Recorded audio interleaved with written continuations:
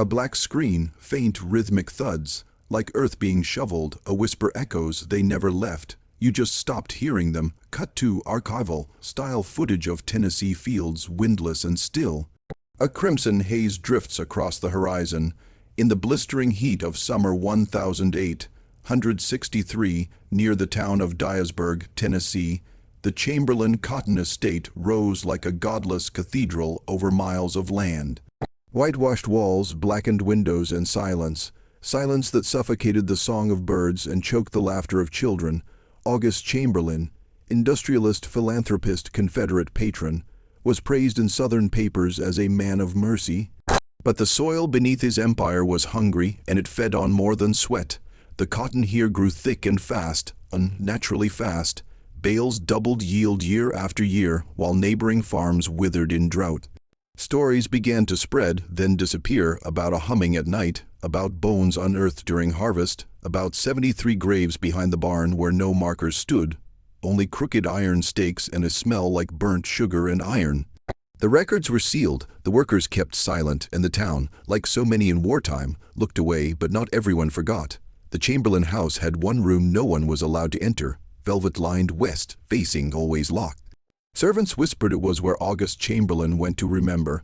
In 1921, decades after the war, a chambermaid named Lydia tried the door. She heard breathing, slow, measured, but no one was inside. She resigned the next day, lips trembling, eyes wide as saucers. Before she left, she spoke only one word to the new help: clockwork. That same room would later be sealed with rivets, bricks, and plaster, its very existence denied. Blueprints redrawn, photographs airbrushed, and those who asked, fired, or worse, disappeared. By 1933, it was whispered among townsfolk that the Velvet Room had moved, that it could no longer be found on the second floor, but in the walls themselves. Still, the cotton thrived, and the Chamberlain family, though dwindling, remained untouched by war, depression, or plague. They aged well, buried quickly, and left little behind, except money, land, and fear. In 1871, after emancipation, the estate was nearly abandoned, but then the workers came, no one knew from where. They didn't speak, they didn't sleep. Just rows of pale-eyed men and children, hands like withered roots, harvesting with inhuman rhythm from dusk to dawn. Town records list no names, no wages, no deaths, just ledger entries marked field units. When Reverend Ellsworth tried to baptize them, he claimed the water in his font turned gray. The next day, his church burned down. He fled Tennessee and never returned. One night, a boy wandered into the Chamberlain fields. He said the plants whispered to him, said his mother was calling from under the roots. They found his clothes torn, soaked in something thicker than blood. No body, just drag marks, straight down into the earth. By 1884, the Chamberlain bloodline had become an obsession for local physicians, not because they were sick, but because they never were. No Chamberlain was ever recorded as dying from disease, despite yellow fever outbreaks in the region killing entire households.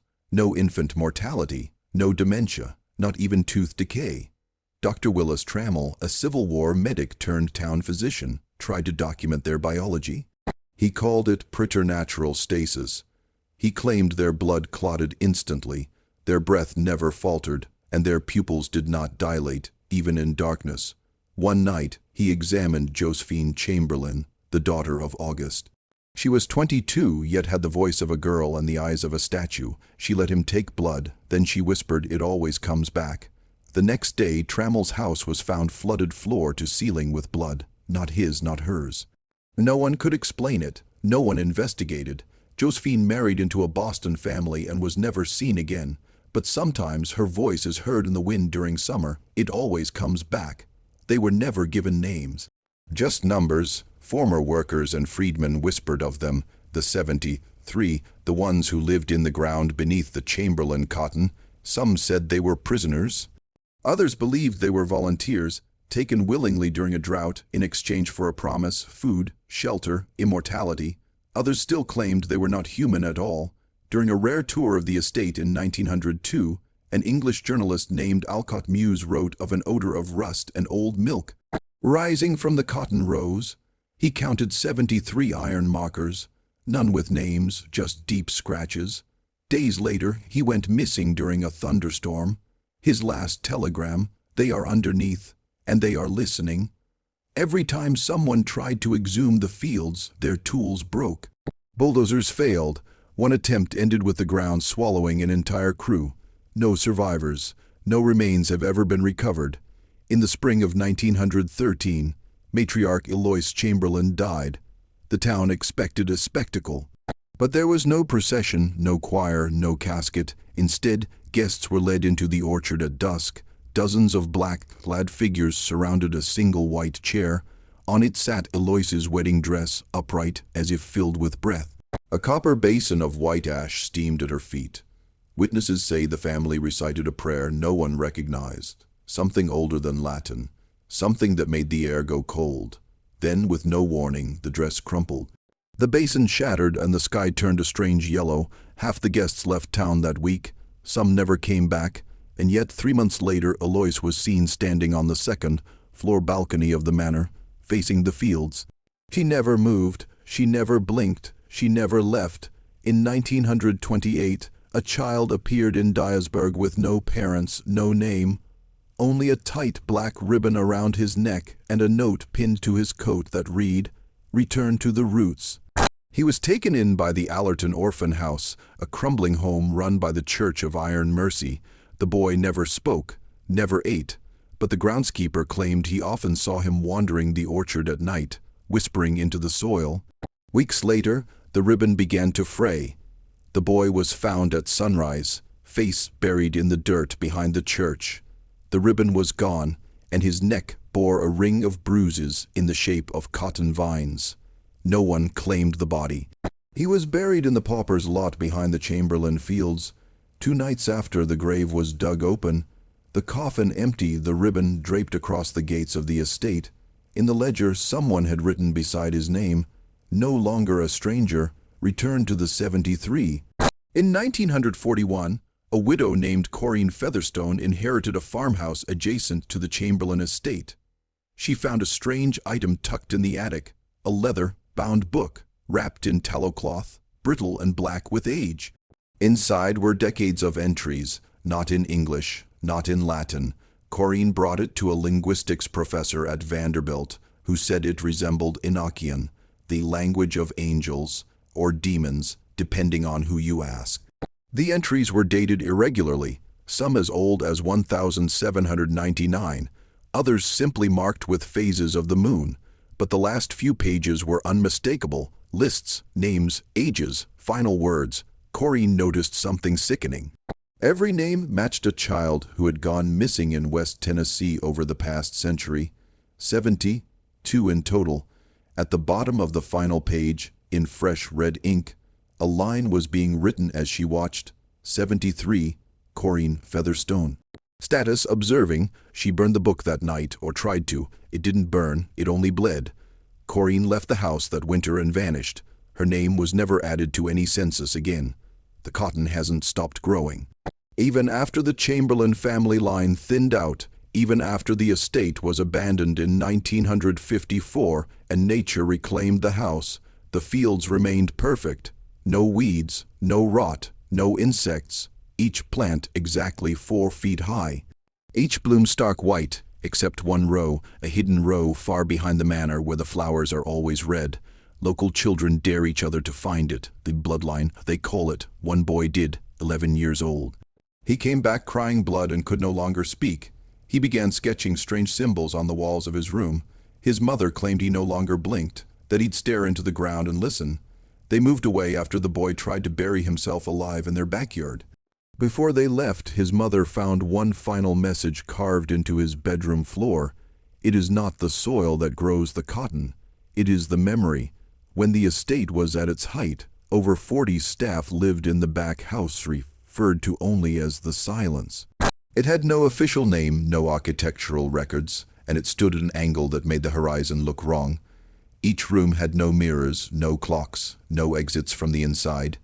Journals discovered years later spoke of whispered rules. Never answer if the walls call your name. Never open the third drawer, and never, ever look under the bed after sundown. In 1906, a maid named Isabel Fuller reportedly defied all 3. The next morning, her room was found empty, except for a pile of salt arranged in the shape of a human body.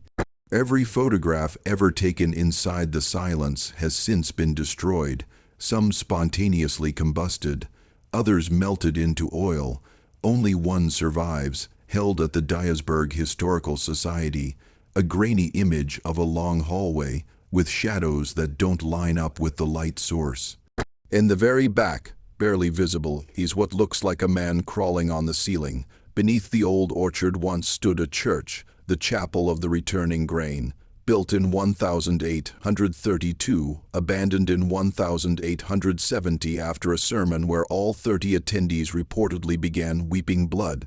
It had no cross, no altar, just a pulpit made of blackened wood and a copper bell that rang once every harvest moon.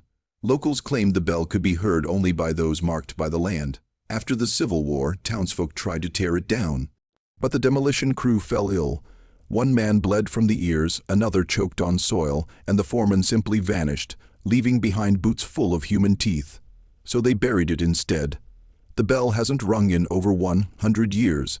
Yet every 33rd year, a child in Dyersburg is born with perfect copper-colored eyes and no voice.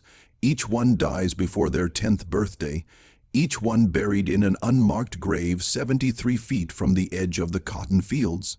Only one known volume written by August Chamberlain survives, if it can be called surviving.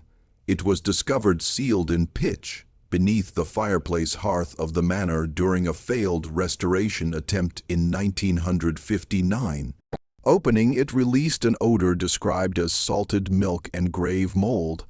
3 men present during its unsealing later suffered night terrors, hemorrhaging, and psychotic breaks. The journal is written in shifting ink. It appears black, then red, then silvery blue, depending on the time of day.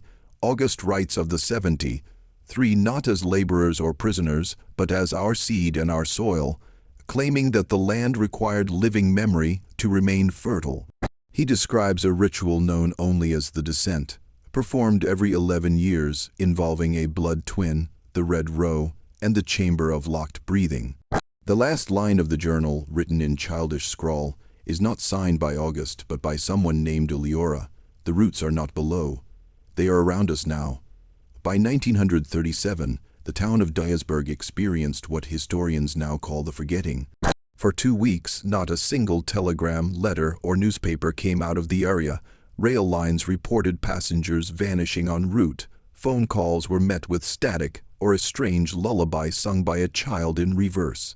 When service resumed, no one remembered anything, not the mayor, not the priest, not even the sheriff, who had a .38 in his hand and dried blood on his cuffs. Census data that year showed a dip in population.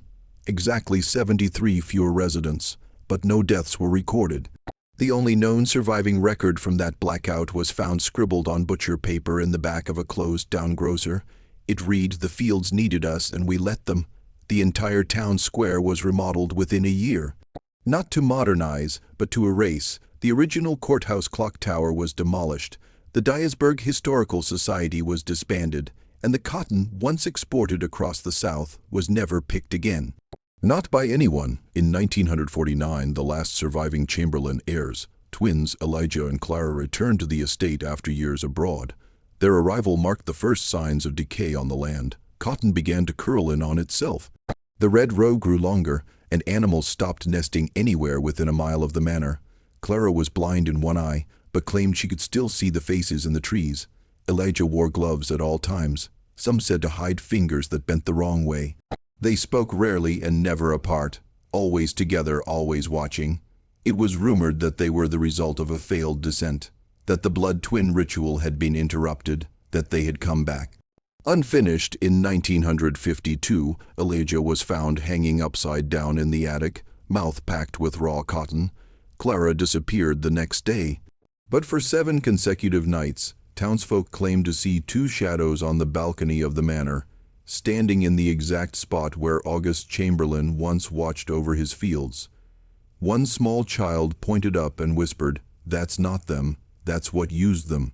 There were always supposed to be 73. That was the number passed down in whispers, in ledger entries, in the dreams of those who lived too close for too long. But in 1964, a storm eroded the far side of the field, exposing a mound beneath an old pecan tree, marked with a stone older than the estate itself. Beneath it, a grave, smaller than the others, human remains. But not like the others, the bones were child-sized but fused in unnatural ways. Vertebrae twisted like braided wire, the skull elongated and split at the crown, and lodged in the chest cavity, embedded in the sternum like an organ. A copper bell, tarnished black, still warm to the touch. County coroner resigned 2 days later and left the state without filing a report. But someone added a final note to the record, unsigned, typewritten, and never officially submitted. This one did not nourish the field, this one woke it. In 1972, a group of folklore researchers from a Nashville university visited the region to document oral traditions of rural Tennessee. They were particularly interested in what locals called root, songs of strange lullabies whispered by the oldest families, passed from mouth to ear with no written form. One such verse was recorded near the edge of the Chamberlain land. The singer was a woman in her 90s with no known family, who claimed to have been born before Dyersburg had streets. She sang in a low, fractured cadence, "Bury me deep where the hands still move, under the vines where the blind ones prove. If the bell should toll and the red row grow, feed the ground so the cotton won't know." The team laughed it off. Only one researcher, Helen Burke, looked truly disturbed. She never returned to the university.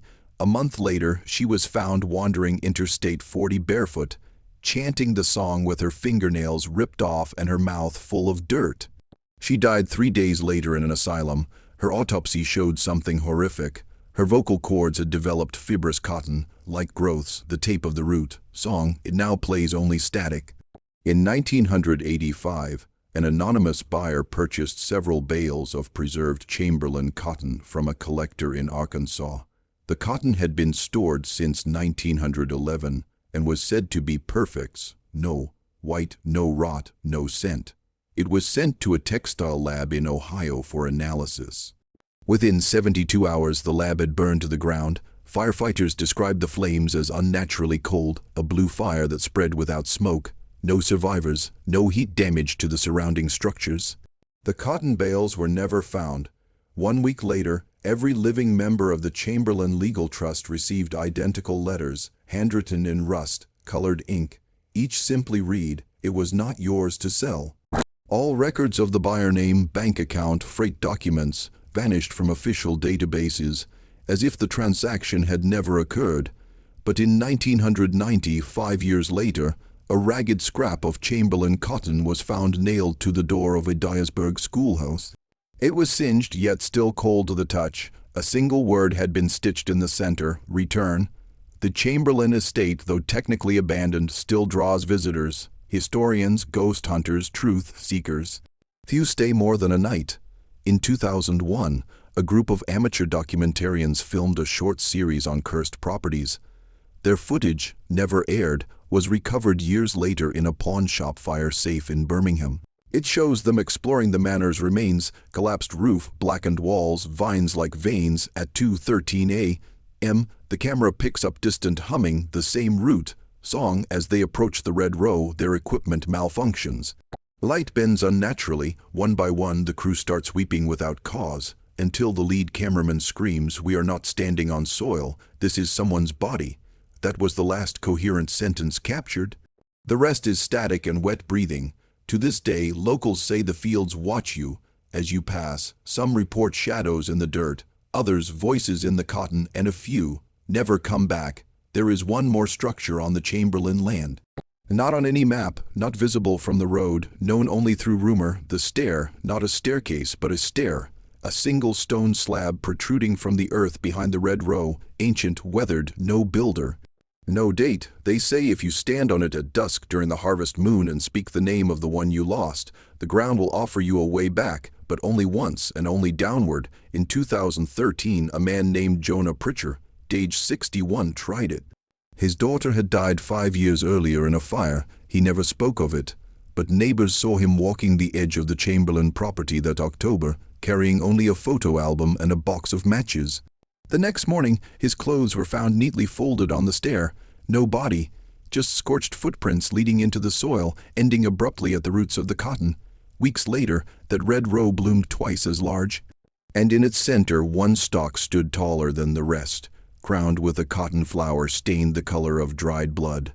Some say that's how the descent completes, not with death but with replacement. Today, the Chamberlain name is nearly forgotten, the family dissolved, the money rerouted, the fields left untended, and yet the cotton still grows.